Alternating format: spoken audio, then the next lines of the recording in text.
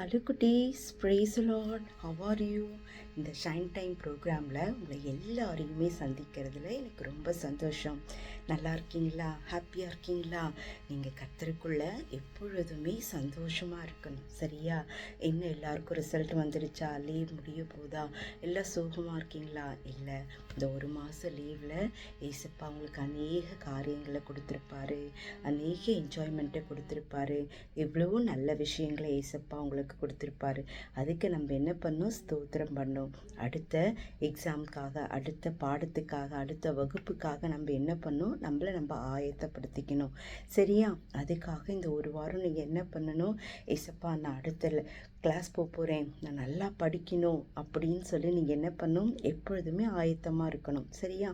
Okay, இந்த வாரத்துக்கான நம்ம எப்பொழுதுமே ஒவ்வொரு வாரமும் ஒவ்வொரு அதிகாரத்தை சாப்டரை நம்ம தியானித்துட்டு வரோம், சரியா? இந்த வாரம் லூக்கா எழுதின சுவிசேஷம் 3ஆம் அதிகாரத்தை நம்ம பார்க்கலாமா? இன்னைக்கு சில காரியங்களை குறித்து நம்ம இதில் தியானிக்க போகிறோம். ஏசப்பா இந்த லூக்கா எழுதின சுவிசேஷம் 3ஆம் அதிகாரத்தில் நமக்கு என்ன சொல்ல வராருன்னு பார்க்கலாமா? ஓகே, எல்லாரும் பைபிள் கொண்டு வந்துட்டீங்களா? நோட் பென் கொண்டு வந்துட்டீங்களா? நம்ம படிக்க படிக்க நீங்களும் தியானிக்கணும், சரியா? ஓகே, நம்ம லூக்கா எழுதின சுவிசேஷம் 3ஆம் அதிகாரத்தை பார்க்கலாமா? அதில் முதலாவது யாரை குறித்து பார்க்குறன்றதை நம்ம பார்க்கலாமா? ஃபஸ்ட்டு நம்ம வசனம் 1-6 வரை ரீட் பண்ணலாமா?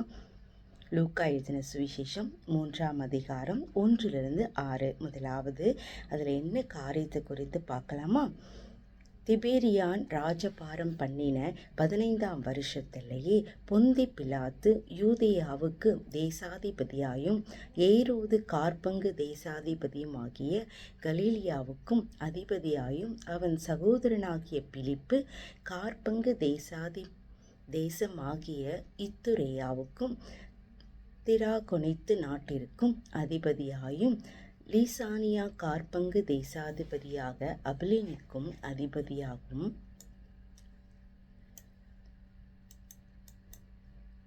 அன்னாவும் காய்பாவும் பிரதான ஆசாரியரும் இருந்த காலத்தில் வனாந்திரத்திலே சகரியாவின் குமாரனாகிய யோவானுக்கு தேவனுடைய வார்த்தை உண்டாயிற்று. அப்பொழுது கர்த்தருக்கு வழியை ஆயத்தப்படுத்துங்கள், அவருக்கு பாதைகளை செவ்வை பண்ணுங்கள் என்றும், பள்ளங்கள் எல்லாம் நிரப்பப்படும், சகல மலைகளும் குன்றுகளும் தாழ்த்தப்படும், கோலனானவைகள் செவ்வையாக்கும், கரடானவைகள் சமமாகும் என்றும், மாம்சமான யாவரும் தேவனுடைய ரட்சிப்பை காண்பார்கள் என்றும், வனாந்திரத்திலே கூப்பிடுகிறனுடைய சத்தம் உண்டாகும் என்றும் ஏசாயா தீர்க்கதரிசியின் ஆகமத்தில் எழுதியிருக்கிற பிரகாரம் அவன் யோர்தான் நதிக்கு அருகான தேசமெங்கும் போய் பாவ மன்னிப்புக்கென்றும் மனம் திரும்புதலுக்கேற்ற ஞானஸ்தானத்தை குறித்து பிரசங்கித்தான். ஆமாம் குட்டீஸ், நம்ம இங்கே யார் பார்க்குறோம்? வனாந்திரத்தில் யோவானுடைய அழைப்பு. ஆமாம், யோவான் ஸ்நானகன் யாருடைய மகன்? சகரியாவுடைய மகன். அவருக்கு என்ன பண்ணுறாங்க? அவருக்கு அந்த நாட்களில் வனாந்திரத்தில் யோவானுக்கு அழைப்பு வருது. என்னென்ன அழைப்பு வருது? நீங்கள் மனம் திரும்புங்க, பரலோக ராஜ்யம் சமீபமாக இருக்கிறது, கர்த்தருக்கு வழியை ஆயத்தப்படுத்துங்க அப்படின்னு மக்கள் எல்லாம் பாவங்களை விட்டு ஏசப்பா கிட்ட மனம் திரும்பணும் அப்படின்னு யாரு? யோவான் ஸ்நானகன் சொல்கிறாரு. ஏசப்பாவை நம்ம எப்போவுமே சந்திக்க நம்ம மனசு எப்போவுமே பரிசுத்தமாக வச்சுக்கணும் குட்டீஸ். அது மட்டும் இல்லை, தப்பு செஞ்சால் உடனே என்ன பண்ணணும்? மன்னிப்பு கேட்கணும். ஏன்னா தேவன் நம்மளை என்ன பண்ணுறாரு? மாற்ற தான் விரும்புகிறாரு. நம்ம அதே பாவத்தில் இருக்கணும்னு அவர் விரும்புகிற தகப்பனே இல்லை குட்டீஸ், ஓகேவா? அப்போது யோவான் ஸ்நானகனை போல் நம்ம எப்பொழுதுமே நம்ம என்ன பண்ணணும்? ஆயத்தமாக இருக்கணும், சரியா? ஓகே, அடுத்தது நம்ம எதை பற்றி பார்க்க போகிறோன்னா, அடுத்த வசனம் 7வது வசனத்திலேருந்து ரீட் பண்ணலாமா? அதில் மனம் திரும்புதலை பற்றி என்னென்ன போதனைகளை சொல்கிறாங்க பார்க்கலாமா?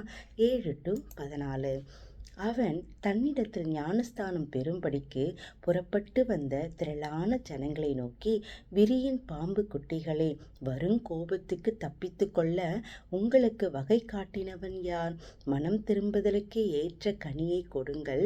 ஆபிரகாம் எங்களுக்கு தகப்பன் என்று உங்களுக்குள்ளே சொல்ல தொடங்காதிருங்கள். தேவன் இந்த கல்லுகளினாலே ஆபிரகாமுக்கு பிள்ளைகளை உண்டு பண்ணின வல்லவராயிருக்கிறார் என்று உங்களுக்கு சொல்லுகிறேன்.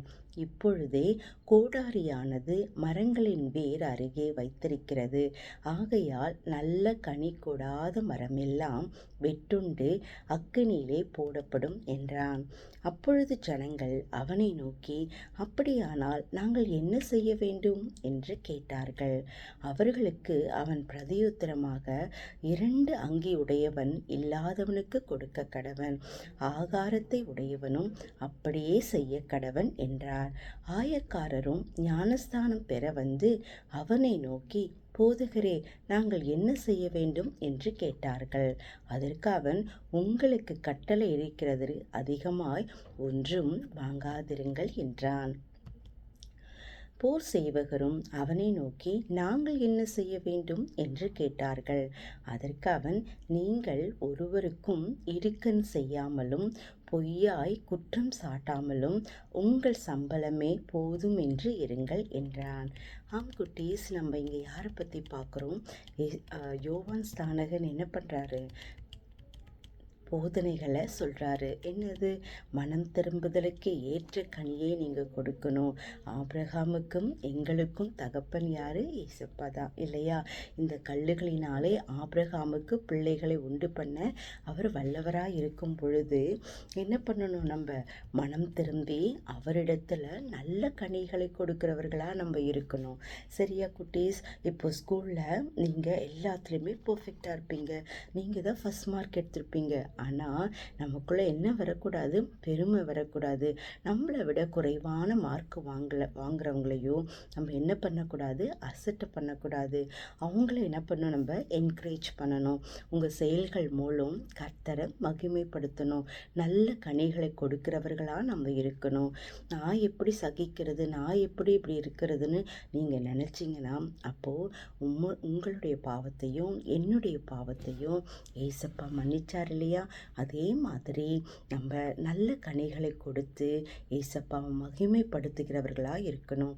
நல்ல கனி என்ன?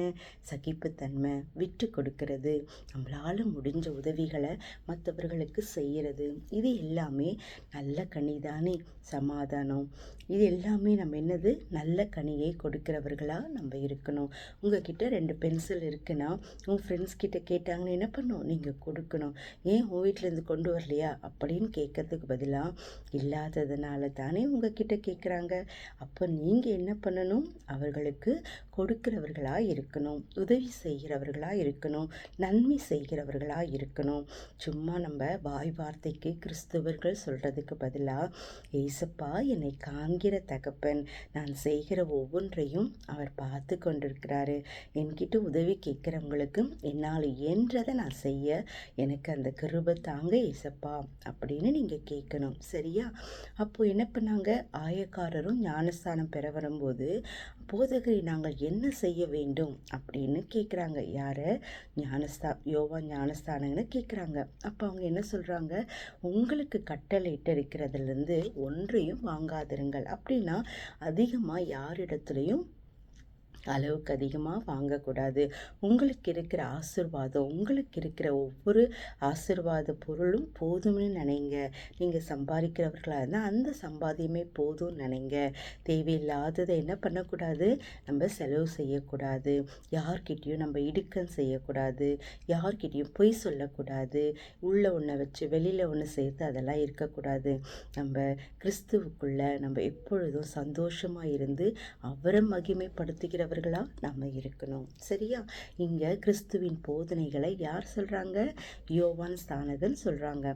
ஓகே, 3வது காரியம் என்னதுன்னு பார்க்கலாமா? 15வதுலேருந்து நம்ம ரீட் பண்ணலாமா? யோவானை குறித்து, இவன்தான் கிறிஸ்துவோ என்று ஜனங்கள் எல்லாரும் எண்ணம் கொண்டு தங்கள் இருதயங்களில் யோசனையாயிருக்கையில், யோவான் எல்லாருக்கும் பிரதியுத்தரமாக, நான் ஜலத்தினால் உங்களுக்கு ஞானஸ்தானம் கொடுக்கிறேன், என்னிலும் வல்லவர் ஒருவர் வருகிறார், அவருடைய பாதரட்சைகள் வாரை அவிழ்க்கிறதற்கு நான் பாத்திரன் அல்ல. அவர் பரிசுத்த ஆவியினால் அவர் பரிசுத்த ஆவியினாலும் அக்கினியினாலும் உங்களுக்கு ஞானஸ்தானம் கொடுப்பார். தூற்றுக்கூடை அவர் கையில் இருக்கிறது. அவர் தமது களத்தை நன்றாய் விளக்கி கோதுமையை தமது களஞ்சியத்தில் சேர்ப்பார், பதரையோ அவியாத அக்கினியினால் சுட்டெரிப்பார் என்றான். வேறு அநேக புத்திமதிகளையும் அவன் ஜனங்களுக்கு சொல்லி பிரசங்கித்தான். கார்பங்கு தேசாதிபதியாகி ஏரோது தன் சகோதரனான பிலிப்புவின் மனைவி ஏரோத்தியாளின் நிமித்தமாகவும் தான் செய்த மற்ற பொல்லாங்கு நிமித்தமாகவும் யோவானாலே கடிந்து கொள்ளப்பட்ட போது தான் செய்த மற்ற எல்லா பொல்லாங்குகளும் தவிர யோவானையும் காவலில் அடைத்து வைத்தான். இங்கே நம்ம யாரை குறித்து பார்க்குறோம்? யோவான் என்ன பண்ணுறாரு? ஞானஸ்தானம் கொடுக்குறாரு. யாருக்கு? யோவானுடைய ஏசப்பா இயேசுவை பற்றிய யோவான் என்ன பண்ணுறாரு? சாட்சி கொடுக்குறாரு. இந்த வசனம் 15லேருந்து 20 வரை. இங்கே எல்லாருக்கும் நாங்கள் எல்லாரும் இருதயத்தில் யோசனையாக இருக்கிறாங்க. அப்போ யோவான் சொல்கிறாங்க, நான் ஜலத்தினால் உங்களுக்கு ஞானஸ்தானம் கொடுக்கிறேன், என்னிலும் வல்லவர் ஒருவர் வருகிறார், அவருடைய பாதரட்சைகளின் வாரை அழுக்கிறதற்கு நான் பாத்திரன் அல்ல, அவர் பரிசுத்த ஆவியினாலும் அக்கினியினாலும் உங்களுக்கு ஞானஸ்தானம் கொடுப்பார். பிள்ளைங்களே பார்த்தீங்களா? யோவான் ஸ்நானகன் முன்குறிக்கப்பட்டார். இதை ஞானஸ்தான ஊழியத்தை ஆண்டவரால் தெரிந்து கொள்ளப்பட்டார். அநேகர்களை பாவத்திலிருந்து மீட்டு எல்லாருக்கும் ஞானஸ்தானம் கொடுக்குற விஷனை யாருக்கு கொடுத்துருக்கிறார் ஏசப்பா? யோவான் ஸ்நானகனுக்கு கொடுத்துருக்கிறாரு. அப்போ ஜனங்கள் எல்லாம் என்ன நினைக்கிறாங்க? இருதயத்தில் இவதாம் மேசியாவோ, இவதாம் இயேசு கிறிஸ்தோ அப்படின்னு சொல்லி அவங்க என்ன பண்ணுறாங்க? இருதயத்தில் நினைக்கிறாங்க. அப்போது அவர் சொல்கிறாரு, நான் என்னிலும் வல்லவர் ஒருவர் வருகிறார், நான் ஜலத்தினால உங்களுக்கு ஞானஸ்தானம் கொடுக்குறேன். ஜலனா என்னது? நீர், தண்ணீர் இல்லையா? அதில் நான் ஞானஸ்தானம் கொடுக்குறேன். ஆனால் என்னிலும் வல்லவர் ஒருவர் வருகிறார். அவர் எப்படிப்பட்ட ஞானஸ்தானம் கொடுப்பார்னா பரிசுத்த ஆவியினால் ஞானஸ்தானம் கொடுப்பார். அப்போ அவர் கொடுக்கும் பொழுது அக்கனினாலும் உங்களுக்கு ஞானஸ்தானம் கொடுப்பாரு. அப்போ அவர் கொடுக்குறாருன்னா நீங்கள் என்ன பண்ணணும் பார்த்தீங்களா? இதில் ஒரு பெரிய குவாலிட்டி என்னது? யோவான் ஸ்நானகன் தன்னை தாழ்த்துறாரு. எவ்வளோ பெரிய ஆளாக இருந்தாலும் அவர் என்ன சொல்கிறார்? அந்த செருப்பை தொடுறதுக்கு கூட நான் தகுதி இல்லை, ஆனால் என்னிலும் வல்லவர் ஒருவர் உங்களுக்கு பரிசுத்த ஆவியினால் என்ன பண்ண போகிறாரு? ஞானஸ்தானம் கொடுக்க போகிறாரு. அவர் வருகிறதுக்கு நீங்கள் ஆயத்தமாக இருங்க அப்படின்னு தன்னை தாழ்த்தி ஏசப்பாவை என்ன பண்ணுறாரு? அவர் உயர்த்தி பேசுகிறாரு. இப்படி கொடுத்தானே நம்ம பல நேரங்களில் நம்ம எல்லாத்துலேயுமே ஃபஸ்ட்டாக இருப்போம், எல்லாத்துலேயும் ஞானத்தில் தேறிவனவர்களாக இருப்போம். ஆனால் நமக்கு கீழே இருக்கிறவங்கள நம்ம அற்பமாக பார்ப்போம். இது கூட தெரியலையா, இவங்க இப்படியா அப்படின்னு நம்ம பல நேரங்களில் பெருமை பாராட்டுவோம். நமக்குள்ள பெருமை மட்டும் வரக்கூடாது குட்டீஸ், சரியா? எப்பொழுதுமே தாழ்மையாக இருக்கணும். நீ எவ்வளோ உயரத்துக்கு போனாலும், எவ்வளோ ஃபஸ்ட் மார்க் எடுத்தாலும் நீ என்ன கேட்கணும்? ஏசப்பா கிட்ட, அப்பா எனக்கு பெருமை வரக்கூடாது, நான் என்ன காரியம் செஞ்சாலும் எனக்குள்ள பெருமை வரக்கூடாது, நான் உங்களிடத்துல என்னை தாழ்த்துக்கிறேன் அப்படின்னு நீங்கள் ஒப்பு கொடுக்கணும் குட்டீஸ், சரியா? ஒருவேளை அப்படி இல்லாமல் இருந்தால் இன்னைக்கு நீங்கள் ஒப்பு கொடுக்கணும், சரியா? அப்புறம் மட்டும் என்ன சொல்கிறாங்க? 21வது வசனம் பார்க்கலாமா? ஜனங்கள் எல்லாரும் ஞானஸ்தானம் பெற்று, என்னது? ஏசப்பா என்ன பண்ணுறாரு? ஞானஸ்தானம் பெற்றார். ஜனங்கள் எல்லாரும் ஞானஸ்தானம் பெற்ற போது இயேசுவும் ஞானஸ்தானம் பெற்று ஜெபம் பண்ணுகையில் வானம் திறக்கப்பட்டது. பரிசுத்த ஆவியானவர் ரூபம் கொண்டு புறாவை போல அவர் மேல் இறங்கினார். வானத்திலிருந்து ஒரு சத்தம் உண்டாகி, நீர் என்னுடைய நேசகுமாரன், உம்மில் பிரியமாயிருக்கிறேன் என்று உரைத்தது. பார்த்தீங்களா குட்டீஸ்? இங்கே என்ன பண்ணுறாங்க? வசனம் 21, 22 ஏசப்பா ஞானஸ்தானம் பெற்றாரு. அங்கே யார் வராங்க? யோர்தான் நதி கரையில் யார் ஞானஸ்தானம் கொடுத்துட்ருக்காங்க? கரெக்டு, யோவான் ஸ்நானகன் ஞானஸ்தானம் கொடுக்குறாரு. அவர் எதில் கொடுக்குறாரு? ஜலத்தினால ஞானஸ்தானம் கொடுக்குறாரு. அங்கே ஏசப்பா வரும் பொழுது அவரும் ஞானஸ்தானம் பெற்று ஜெபம் பண்ணுறாரு. அப்போ ஜெபம் பண்ணும்பொழுது வானம் திறக்கப்பட்டு பரிசுத்த ஆவியானவரால் ரூபம் கொண்டு புறாவை போல அவர் மேல் இறங்கினார். பரிசுத்த ஆவியானவர் ஒரு புறாவின் ரூபத்தில் இறங்கினார். அப்போ ஒரு வானத்தில் ஒரு பெரிய சத்தம் உண்டாயிடுச்சு. இவர் என்னுடைய நேசகுமாரன், உம்மில் பிரியமாக இருக்கிறேன் என்று உரைத்தது. பார்த்தீங்களா? உங்களை குறித்து சாட்சி இந்த மாதிரி யாருன்னா சொல்லணும்? உங்கள் டேடி மம்மி. இவ என்னுடைய பிரியமான மக, நான் என்ன சொன்னாலும் செய்வா, நான் என்ன கோவப்பட்டாலும் அவள் கோச்சிக்க மாட்டா, எனக்கு கீழ்ப்படிவான்னு யார் சொல்லணும்? உங்கள் டேடி மம்மி சொல்லணும். நான் இவ்வளோ பணக்காராக இருக்கிறேன், ஆனால் அவளுடைய ஆட்டிடியூடு கொஞ்சம் கூட ஒரு பணக்கார தோற்றம் இல்லை. ஒரு இயேசுவின் பிள்ளையாக இருக்கிறா, தாழ்மையில் இருக்கிறா, எது கொடுத்தாலும் கீழ்ப்படிந்து நடக்கிறா அப்படின்னு முதலாவது யார் சாட்சி சொல்லணும் உங்களை குறித்து? உங்கள் டேடி மம்மி சொல்லணும். அப்போது இன்றைக்கி அப்படி இல்லைன்னா நீங்கள் ஏசப்பா கிட்ட ஒப்பு கொடுங்க. ஏசப்பா, நான் நிறைய பெருமை கொள்ளுறேன், நிறைய காரியங்களை கீழ்ப்படியாமல் போகிறேன், நிறைய காரியங்களை உங்களை துக்கப்படுத்துறது மட்டும் இல்லாமல் என் பேரண்ட்ஸையும் நான் என்ன பண்ணுறேன், துக்கப்படுத்துகிறேன். ஏசப்பா, இன்றைக்கி நான் ஒப்பு கொடுக்குறேன். நான் தாழ்மையாக இருக்கணும், உங்களுக்கு ஏற்ற பிள்ளையாகவும் என் பெற்றோருக்கு கீழ்ப்படுகிற பிள்ளையாகவும் நான் இருக்கணும்னு நீங்கள் ஒப்பு கொடுக்குறீங்களா? ஓகே, நம்ம எப்பொழுதுமே பரிசுத்த ஆவியினால் நிரப்பணும். நீங்கள் ஏசப்பா கிட்ட கேட்கணும், ஏசப்பா எனக்கும் அந்த பரிசுத்த ஆவியை நீங்கள் தாங்க ஏசப்பா, நானும் பரிசுத்த ஆவியினால் நிரம்பி செபிக்கணும், உங்களுடைய சத்தத்தை நான் இன்னைக்கு கேட்கணும் அப்படின்னு இன்னைக்கு நீங்கள் ஒப்பு கொடுக்கணும். சரியா? ஓகே, அடுத்தது 23வது வசனத்தை நம்ம பார்க்கலாமா? அப்பொழுது ஏறக்குறைய 30 வயதுள்ளவனாரான். அப்பொழுது இயேசு ஏறக்குறைய 30 வயதுள்ளவரானார். அவர் யோசேப்பின் குமாரன் என்று எனப்பட்டார். அந்த யோசேப்பு ஏலியின் குமாரன், ஏலி மாத்தாத்தின் குமாரன், மாத்தாத் லேவியின் குமாரன், லேவி மெல்கியின் குமாரன், மெல்கி என்னாவின் குமாரன், என்னா யோசேப்பின் குமாரன், யோசேப்பு மத்தியாவின் குமாரன், மத்தியா ஆமோஸின் குமாரன், ஆமோஸ் நாகூமின் குமாரன், நாகூம் எசியாவின் குமாரன், எஸ்லி நாகாயின் குமாரன், நங்காய் மகாத்தின் குமாரன், மாகாத் மத்தியாவின் குமாரன், மத்தாத்தியா சேமியின் குமாரன், சேமே யோசேப்பின் குமாரன், யோசேப்பு யூதாவின் குமாரன், யூதா யோவன்னாவின் குமாரன், யோவன்னா ரேசாவின் குமாரன், ரேசா செருபாவிலின் குமாரன், செருபாபேல் சாலோத்தில் குமாரன், சலாத்தியேல் நேரியின் குமாரன், நேரி மெல்கியின் குமாரன்,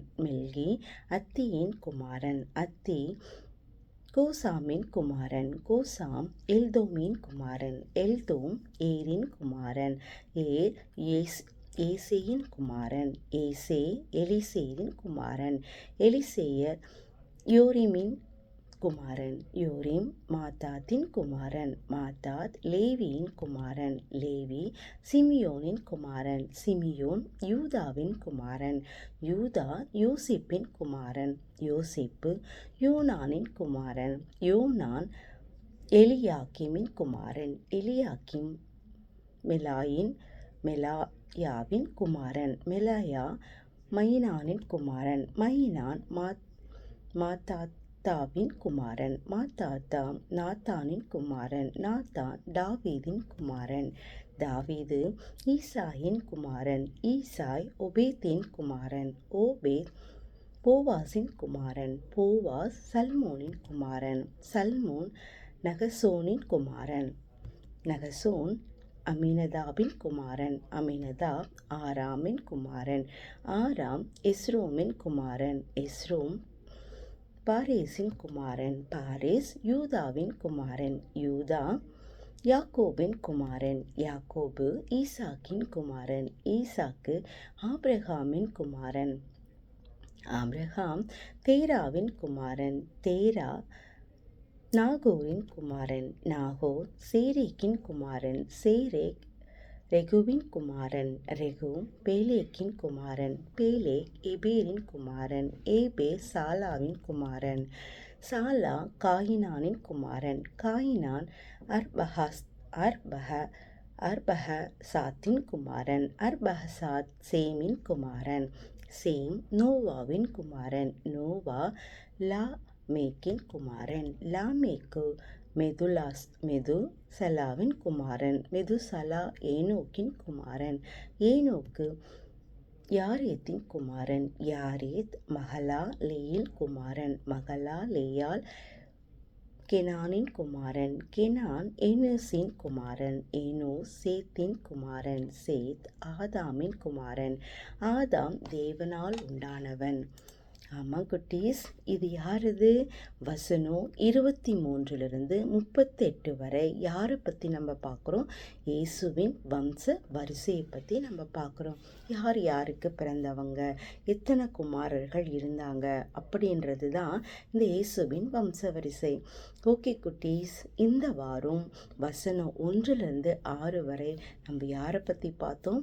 யோவான் ஸ்நானகத்துடைய ஊழியத்தினுடைய ஆரம்பத்தை குறித்து நம்ம பார்த்தோம். அதில் அடுத்தது நம்ம என்ன பார்த்தோம்? மனம் திரும்புதலை பற்றி போதனைகளை யார் சொன்னது? கரெக்ட், யோவான் ஸ்நானகன் சொன்னார். அது மட்டும் இல்லை, இயேசுவை பற்றி யோவான் சாட்சியம் கொடுத்தாரு. ஏசப்பா யோவான் ஸ்நானகிட்ட என்ன பண்ணாங்க? ஞானஸ்தானம் பெற்றுக்கொண்டாங்க. அதுக்கப்புறம் இன்னைக்கு வேறு 5வது காரியனது இயேசுவினுடைய வம்ச வரிசையை பற்றி இன்னைக்கு நம்ம பார்த்தோம். எப்பொழுதுமே பைபிள் நீங்கள் என்ன பண்ணணும்? கருத்தாக படிக்கணும். அதில் யாரை பற்றி சொல்கிறாங்க, நம்ம யாரை பற்றி தெரிஞ்சுக்கணும். இன்னைக்கு யோவான் ஸ்நானகன் என்ன பண்ணார்? மனம் திரும்புதலுக்கு ஏற்ற கனியை நீங்கள் கொடுங்க, நல்ல கனியை கொடுங்கன்னு மக்கள் எல்லார்கிட்டேயும் மனம் திரும்புதலை பற்றி என்ன பண்ணுறாரு? போதனையாக சொன்னார். அடுத்தது இயேசுவை குறித்து சாட்சி கொடுத்தாரு. அவர் இன்னிலும் வல்லவர் ஒருவர் வருகிறார், அவருடைய பாதரட்சியை அழுக்கிறது கூட நான் பாத்திரன் இல்லை, அவர் உங்களுக்கு எப்படிப்பட்ட ஞானஸ்தானம் தருவேன்னு சொன்னார். கரெக்டு, நீங்கள் என்ன சொன்னார்? பரிசுத்த ஆவியினால். நான் ஜலத்தினால் கொடுப்பேன், ஆனால் அவர் எப்படிப்பட்டவர் கொடுப்பாரு? பரிசுத்த ஆவியினால் உங்களுக்கு ஞானஸ்தானம் கொடுப்பாரு. அப்போது அவரை குறித்த சாட்சியை யார் சொல்கிறது? இயேசுவை குறித்த சாட்சி யோவான் ஸ்நானகன் சொல்கிறாரு. அது மட்டும் இல்லை, யோவான் ஸ்நானக்கிட்டேயே யார் வராங்க? ஞானஸ்தானம் பெற்றுக்கொள்ள ஏசப்பாவே வராங்க. எந்த நதியில்? யோர்தான் நதியில் தானே. அந்த நதியில் மக்கள் மட்டும் இல்லை, ஏசப்பாவும் வந்து ஞானஸ்தானம் பெற்றுக்கொள்ளும் பொழுது வானம் திறக்கப்பட்டது இல்லையா? அந்த வானம் திறக்கப்பட்ட போது அங்கிருந்து ஒரு பெரிய சத்தம் உண்டாயிற்று. இவர் என்னுடைய நேசகுமாரன், இவர் மேலே நான் பிரியமாக இருக்கிறேன் அப்படின்ற ஒரு சத்தம் உண்டாகுனது. கரெக்டாக. அப்புறம் நம்ம யாரை பற்றி பார்த்தோம்? இயேசுவனுடைய வம்ச வரிசையை பற்றி நம்ம பார்த்தோம். சரியா குட்டீஸ்? இதே மாதிரி நம்ம என்ன பண்ணோம்? யோவான் ஸ்நானகளை போல நம்ம தாழ்மை குணம் உள்ளவர்களாக இருக்கணும். பெருமைக்கு எதிர்க்கணும். நம்ம தாழ்மை குணங்களாக இருந்து கிருபைகளை பெற்றுக்கொள்ளணும். சரியா? இந்த நிகழ்ச்சி உங்களுக்கு ஆசீர்வாதமாக இருந்திருக்கும் நான் விசுவாசிக்கிறேன் குட்டீஸ். ஓகே குட்டீஸ், நம்ம இன்னைக்கான குறித்த ஒரு ஜெபம் பண்ணலாமா? Close your eyes. இன்னைக்கு நீங்கள் ஒப்பு கொடுக்கணும். ஏசப்பா, யோவான் ஸ்நானகள் எவ்வளோ பெரிய ஆள், ஆனால் அவரை தன்னை தாழ்த்தி இயேசுக்கிட்ட என்ன பண்ணாங்க? தன்னை தாழ்த்தினாங்க. அதே போல் அந்த தாழ்மை குணத்தை இன்னைக்கு எனக்கு தாங்க இசப்பா அப்படின்னு நம்ம என்ன பண்ணணும்? அவரிடத்துல கேட்கணும். சரியா? Close your eyes. அன்பின் பரலோக தகப்பனே, இதோ இந்த நிகழ்ச்சியை பார்த்து கொண்டிருக்கிற ஒவ்வொரு சிறு பிள்ளைகளை அப்பா அளவில்லாமல் ஆசிர்வதிங்க தகப்பனே. அப்பா, நாங்கள் தாழ்மை குணம் உள்ளவர்களாக இருந்து நல்ல கனி கொடுக்கிறவர்களாக எங்களை மாற்றுங்கப்பா. இந்த நிகழ்ச்சியை பார்த்து கொண்டிருக்கிற ஒவ்வொரு சிறு பிள்ளைகளும் தன்னை அர்ப்பணிக்கிறாங்கப்பா.